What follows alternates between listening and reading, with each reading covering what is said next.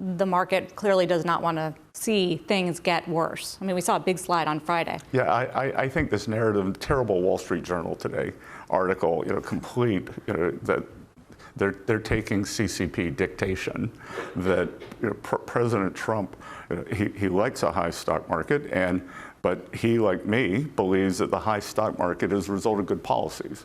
And it's the policies that we're talking about here today in terms of this CapEx boom. And so the stock market is a result. And if we have to take strong measures against the Chinese, it won't be because the stock, or we won't negotiate because the stock market's going down.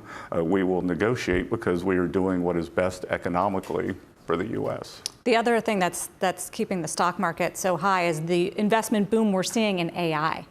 And there's this question now about whether we're getting into bubble-like territories just because of the amount of spending and how quickly it's happening on a technology that's unproven and hasn't been profitable yet. Sure. So, are we in a bubble? Couple of things. As you may know, I'm not an economist, I'm an economic historian.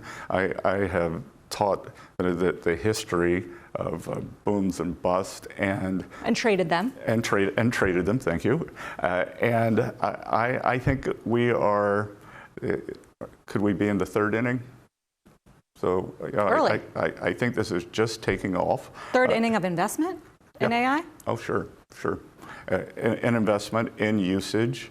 I think there's a very good chance we see, like in the 90s, with the internet, that with office equipment finally having the productivity miracle. So we had substantial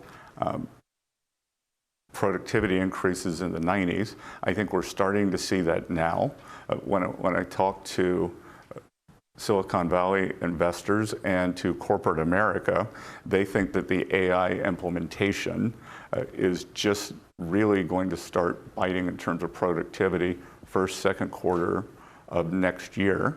And I think the other thing too is Biden administration wanted to shackle up AI through this diffusion policy. They wanted to regulate it. Just a few of the biggest companies would have had access to it. So there is tremendous latent demand. And then on the other side, there's some bank executives here today. I was talking to them through the financial deregulation that President Trump instructed me to carry out via our regulatory policies. The Financial Times had an article over the weekend that there may have been 2.5 trillion of lending space created, and much of this can go into this CapEx boom. And you had a very good piece in the Washington Post this morning. Thank you.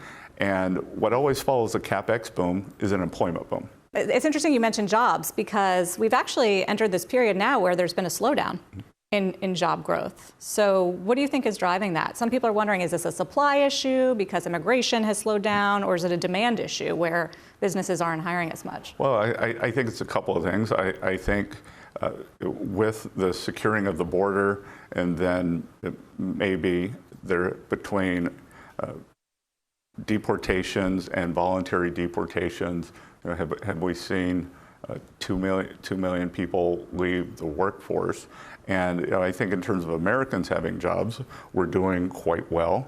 And then I think we are starting to see the right sizing of the federal government. So I had always said that there would be a transition period. Federal government got very bloated.